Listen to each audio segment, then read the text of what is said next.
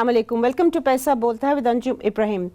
Prime minister Imran Khan کی cabinet نے ایک پیکج دیا ہے $10 بلین روپے کا، جو کہ یوٹیلیٹی سٹورز کارپوریشن کو دیا جائے گا، اور 5 اشیاء ہیں جن کی قیمتیں کم کی جائیں گی۔ یہ ہیں رائس، یہ ہے ویٹ، شوگر، کوکنگ آئل اور پلسز دالیں۔ یہ کیا اس کی کیا افیکٹ ہوگا کامن مین میں؟ کیا واقعی جو انٹینٹ ہے پرائم منسٹر کی، and I think that is intent is probably very honourable, کیا یہ انٹینٹ پوری ہوگی؟ ہمارے ساتھ ہم پروگرام کے شروع میں آزاد صاحب ہمارے رپورٹر ہیں بزنس ریکارڈر کے، انہوں نے ریکی کی تھی بہت سارے یوٹیلیٹی سٹورز کی، اور یہ آپ کے سامنے پہلے اینیکڈوٹل سروے پیش کریں گے، اس کے بعد میں اپنے پینلسٹ سے آپ کا تعارف کراؤں گی۔ جی آزاد صاحب۔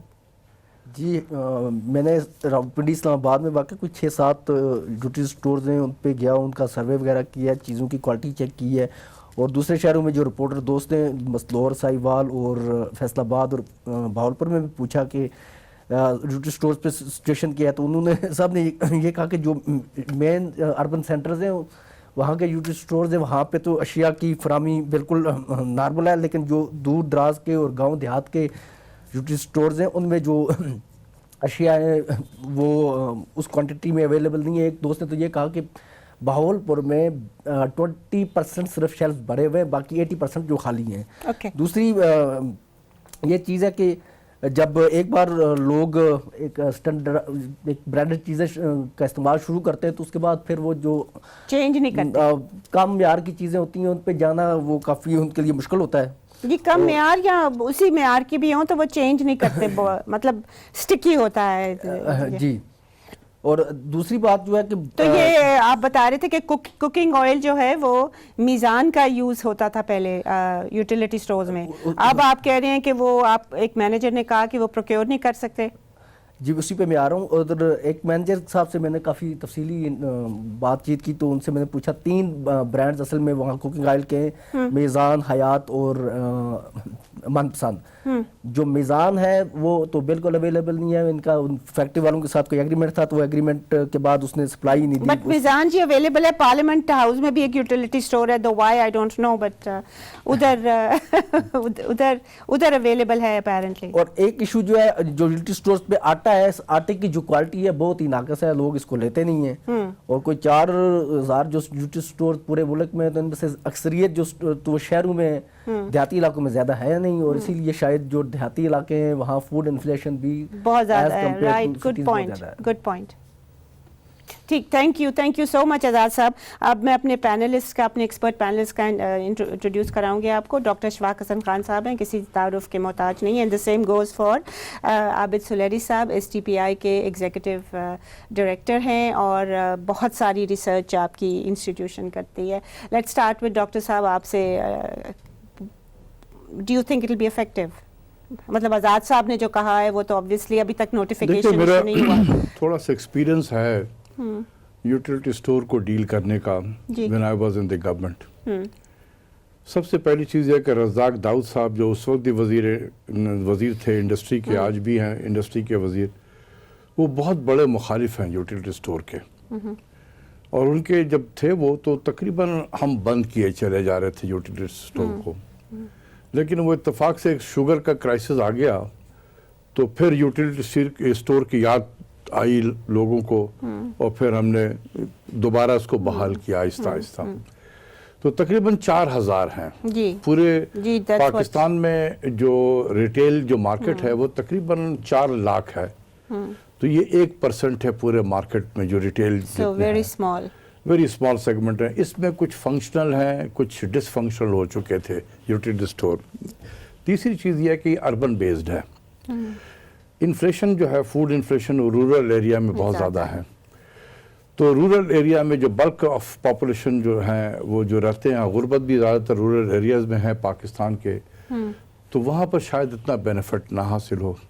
اب رہا اربن ایریاز میں جہاں پر ہیں، جو پرائم منسٹر کے ذہن میں غریب ہے، جن کو وہ پروٹیکٹ کرنا چاہتے ہیں، وہ بہت ہی غریب طبقہ ہے، لیکن اگر آپ دیکھیں وہ غریب طبقہ اس یوٹیلیٹی سٹور تک پہنچے گا کیسے؟ اور وہ آنے کے لیے ظاہر سی بات ہے ٹیکسی کرے گا, کچھ کرے گا, سامان لے گا, پھر ٹیکسی میں رکھے گا, پھر لے کر جائے گا. تو ایک یہ ہے انٹینشن ٹھیک ہے. دوسری چیز یہ ہے کہ جب ہم پہلے اتنے زمانے سے کہہ رہے تھے, آپ یقین کریں کہ کوئی ایسا چینل نہیں ہے جس پہ میں نے یہ نہیں کہا ہو کہ پرائم منسٹر صاحب آپ کے جو 2 ایڈوائزر ہیں اور گورنر ہیں یہ آپ کو پوری بات نہیں بتاتے. یہ اتنا ہی بات بتاتے ہیں جس سے آپ خوش ہو جائیں, اور جو ان کے it reflects better on their own. بس وہی ہے. تو یہ جو آج اگر وہ ہماری باتوں پہ عمل کرتے تو آج یہ شاید دن دیکھنا نہیں پڑتا. یہ میں کہنا چاہتا ہوں. میرا خیال ہے پہلے دیکھنا ہوگا کہ جو اس وقت نان پیرشیبل کموڈیٹیز کی جو مہنگائی کی ہم بات کر رہے ہیں وہ آئی کیوں ہے. وہ یقینی طور پہ ایک ایڈمنسٹریٹو فیلئر ہے. نہ تو آپ کے پاس گندم کی شارٹیج ہے اس وقت بھی, نہ شوگر کی شارٹیج ہے. گھی جو ہے وہ امپورٹ ہوتا ہے, چونکہ آپ کا جو پام آئل ہے جس سے گھی آگے بن رہا ہے اس کی قیمتوں میں یقیناً جب بھی آپ روپے کی ڈیپریسیشن ہوگی اس میں فرق پڑے گا. دالیں جو ہیں وہ چونکہ امپورٹ ہو کے آ رہی ہیں ان میں فرق پڑے گا. لیکن اگر میں ان 2 چیزوں پہ رہوں, یہ آٹے اور چینی پہ, تو یہ ان 4000 پہ بھی جو ریلیف دیا جا رہا ہے یہ اتنا ہی افیکٹو ہوگا جتنا افیکٹو آپ اپنی ایڈمنسٹریٹو جو گورننس ہے وہ کر سکیں گے. کیونکہ اگر یہ گورننس ٹھیک ہوتی تو سرے سے آپ کی گندم کی شارٹیج یا چینی کی شارٹیج پیدا ہی نہ ہونے دیتی. تو اگر ان 4000 جہاں پہ بھی ہیں اگر ان کے ڈی سیز کو, اے سیز کو, مجسٹریٹس کو, ڈسٹرکٹ پرائز کمیٹیز کو فعال کر لیا گیا تو وہاں پہ آپ کو چیزیں مل جائیں گی. ورنہ جیسے ابھی آپ کے کولیگ بتا رہے تھے کہ یوٹیلیٹی اسٹور میں باہر بینر تو لگ جائیں گے لیکن چیزیں یا تو ساتھ والی مارکیٹ میں بکری ہوں گی یا وہاں پہ سرے سے پہنچیں گی ہی نہیں. That's right, a good point. خواتین اور حضرات, we'll take a short break here. Please stay with us.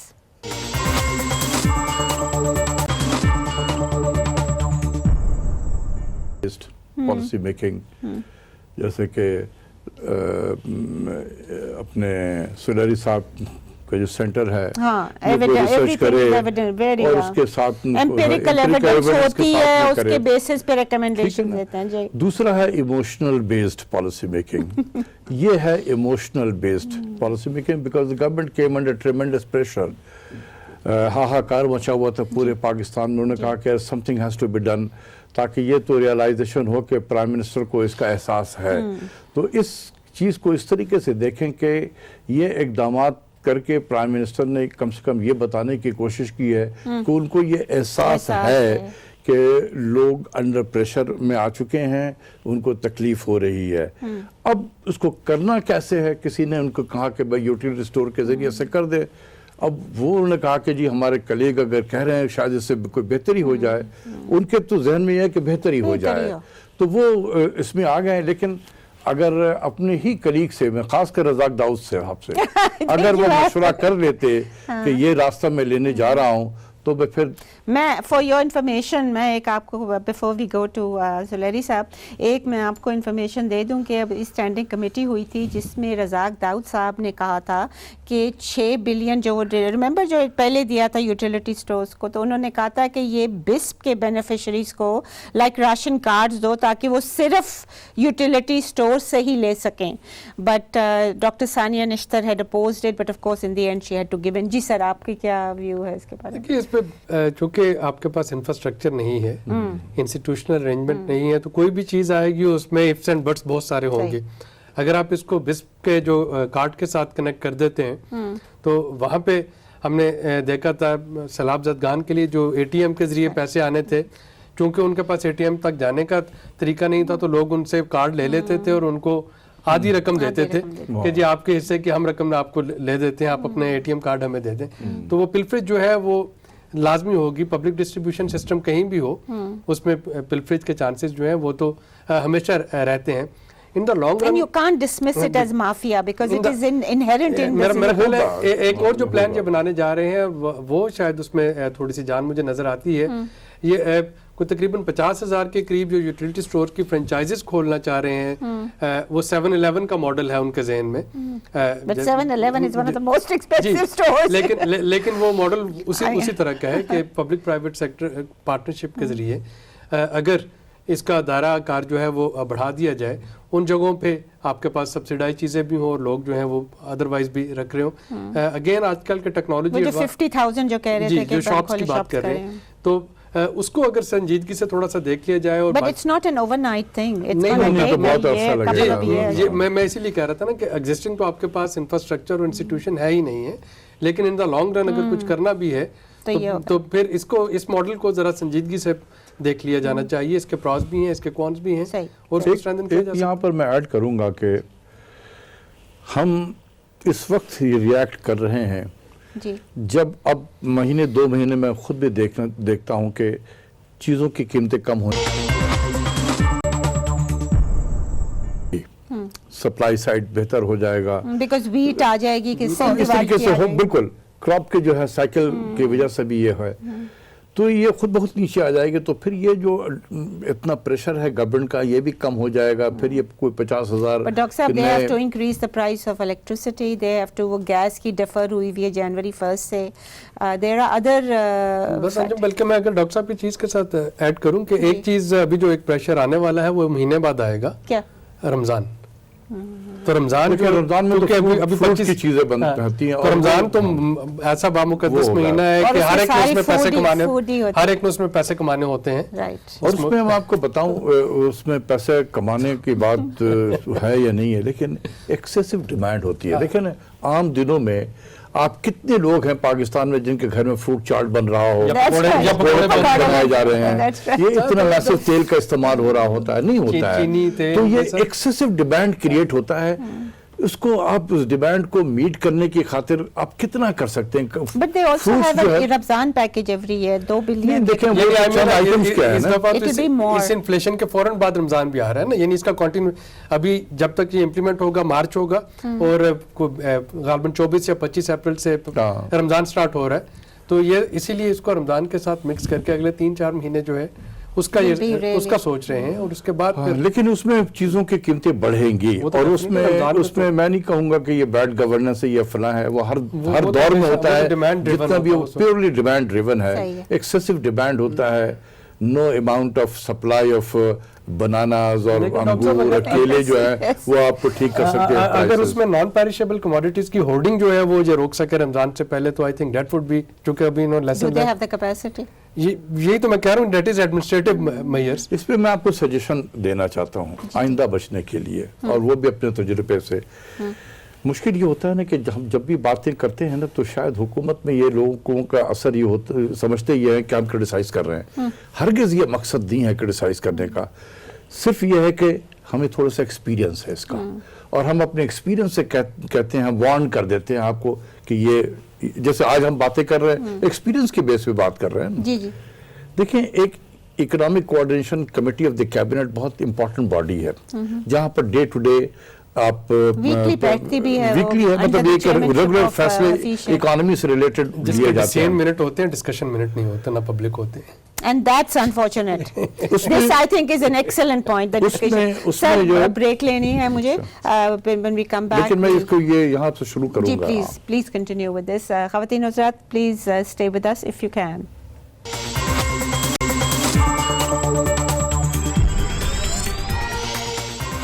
Welcome back ladies and gentlemen. جی سر, آپ بتا رہے تھے. جی وہ تو ECC میں جو پہلا ایجنڈا آئٹم ہوتا تھا نا, اس کو ہم کہتے تھے review of stocks position and review of prices.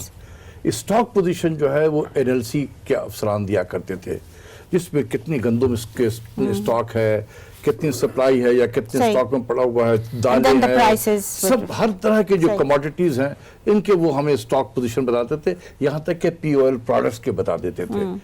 اس کے بعد پاکستان بیورو آف اسٹیٹسٹکس وہ پرائسز کے بارے میں بتاتے تھے, جو صرف پاکستان میں بلکہ ریجنل بھی, اور اس کے ساتھ ایک کمپیریزن بھی ہوتا تھا. ECC calls PBS anymore, do they? PBS پہلے تو FBS تھا, PBS ہو گیا ہے. PBS is part of the ECC? اس میں ہوتا تھا, میں نہیں تو کہہ رہا ہوں, لیکن इंटरेस्टिंग चीज ये है कि ये हफीज शेख साहब जब से आए हैं ना, इन्होंने वो खत्म कर दिया। तो हमें बिल्कुल पता ही नहीं है कि मुल्क में स्टॉक पोजीशन क्या, जब सर पे आके पड़ जाती है फिर हाँ। तो फिर हम यही इसी किस्म का इमोशनल बेस्ड पॉलिसी मेकिंग करते हैं। तो मेरी सजेशन है इस प्लेटफॉर्म से, खुदा के वास्ते प्राइम मिनिस्टर ना सिर्फ ईसीसी में कहें कि स्टॉक पोजीशन और प्राइस सिचुएशन, कैबिनेट की मीटिंग में भी एजेंडा आइटम नंबर 1 ये होना चाहिए, और उस कैबिनेट की मीटिंग के लिए, उस एजेंडा के लिए चारों सूबों के चीफ सेक्रेटरी को भी बुलाया जी, but at the same time I think इन्होंने भी जो कहा है ना कि डिस्कशंस क्या हुई हैं in ECC, they should also be publicized. I mean, they are working for us after all. This should be transparent. Before we end this, we are running short of time. इसको minute तो कर लेना चाहिए, minute तो करना चाहिए कि discussions क्या हुई हैं, not detail but थोड़ा बहुत. Final 2 minutes left for the program, sir. I would like to ask each of you for 1 minute each, if you can, your views about Hafiz Sheikh's maiden speech to Parliament. Who should I start with? Shall we start with you, Chancellor sir?